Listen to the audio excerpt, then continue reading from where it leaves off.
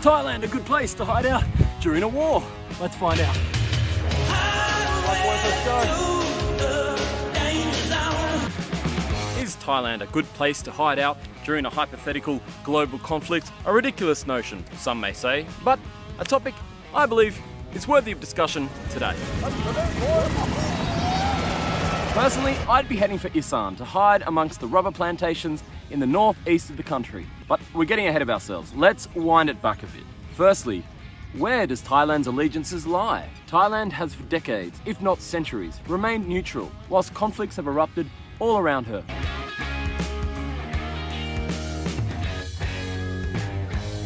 Why is Isan a good place to hide out? Well, I'll tell you why. The first obvious point, Isan has no oil. Well, perhaps a little bit of coconut oil, but no vast oil fields that need plundering. And of course, Isan is miles from the ocean, making it almost completely impervious to sea bombardment. And I think the searing temperatures would be enough to deter most would-be attackers.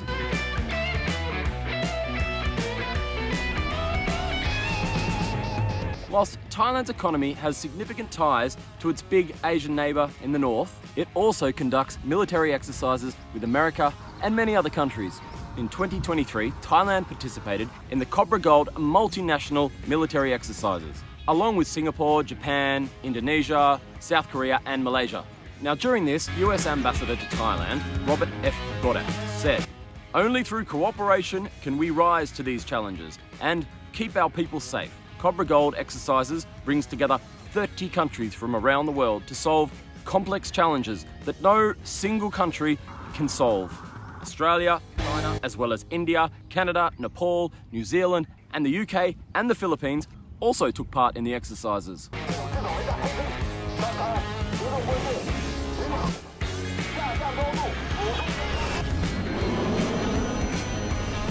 And I also suspect that Isan is fairly safe from drone attack because there's very limited phone reception here and not particularly fast internet.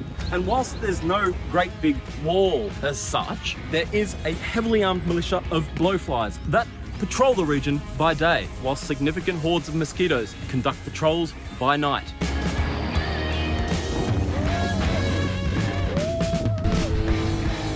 And with such an abundance of pickup trucks, the opportunity to retrofit technical defence systems to the trays is promising.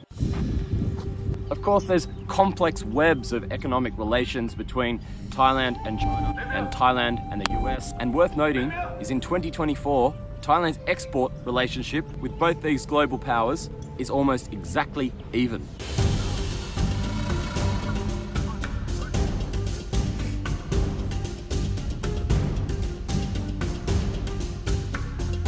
I only have a very vague understanding of geopolitical stuff in Southeast Asia, but what about things going on further abroad? Now, what effects, if any, do major conflicts in other regions around the world have on life in Thailand? Or what is the likelihood that Iran could run out of rice and deploy forces to the rice-grown regions of Thailand? Well, it's possible, but unlikely. God forbid power is cut to the area. There is a ready supply of seasoned buffalo, happy to take the place of tractors and machinery. And with no charging stations around, an EV-based attack is unlikely to last any longer than 4 hours.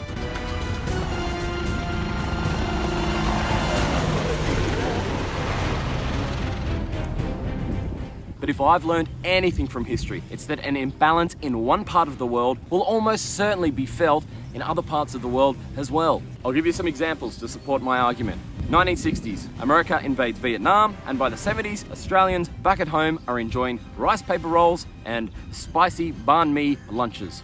Now there's issues with this as well. Migration across the globe. We've seen this in London and in England. People are displaced from their homes and end up in your backyard, and all of a sudden there's this growing anti-establishment, anti-migrant feeling amongst the community. Why? Because your new neighbour just took your job. Workers from Pakistan and Bangladesh were recruited during the 1950s when white locals gained other better paid jobs. Today, 7% of Burnley is Asian. Unemployment and homelessness, which are particularly prevalent amongst young people, are believed to be the primary causes of growing racial tension. Further, think about a tribal feud taking place in a country in Africa, and then the next week, the cost of your iPhone battery goes through the roof. My point, one can't just think to myself, that drama's happening over there, so I can just switch off, I don't need to know about that. There's a conflict in the Middle East. Rest assured, I'm gonna feel some part of that right here in Thailand.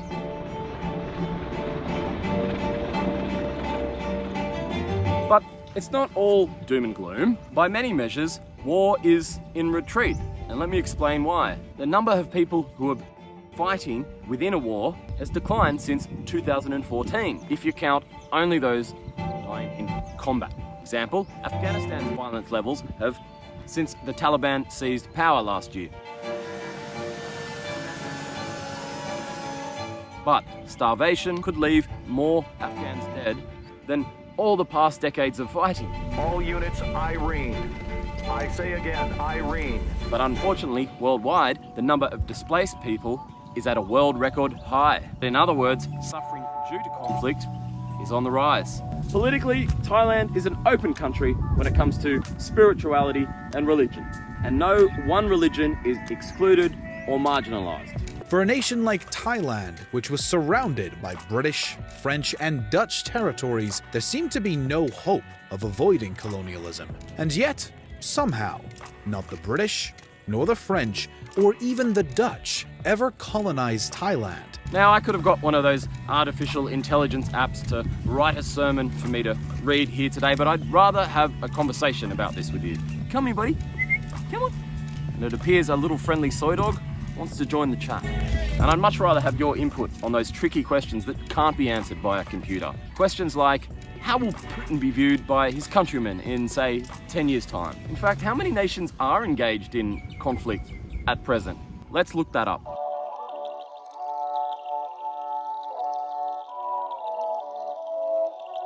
Thailand has a fascinating history when it comes to staying neutral with conflicts going on around her. The Siamese kings, especially Chulalongkorn, realized that in order to avoid colonization, they had to transform their political system into a more Europeanized version. The royal family set a fashion for admiring Western things. Cars and other European things were imported. I'm going to pull a few facts down from the web and let's have a look at them. The Siamese started to pass sweeping economic, military, and administrative reforms, and led to Britain and France reiterating their neutral stance and insisting they had no plans of occupying, colonizing, or in any other way taking over the territory of Siam.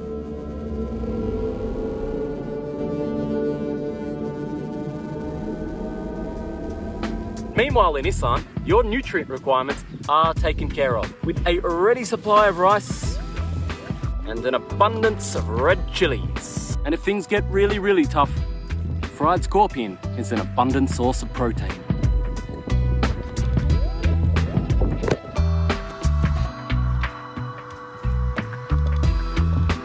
And as usual, I bring more questions than answers, and we've probably learned very little today. But I think these are things that are worth having a conversation about, because who knows where things might end up in the future.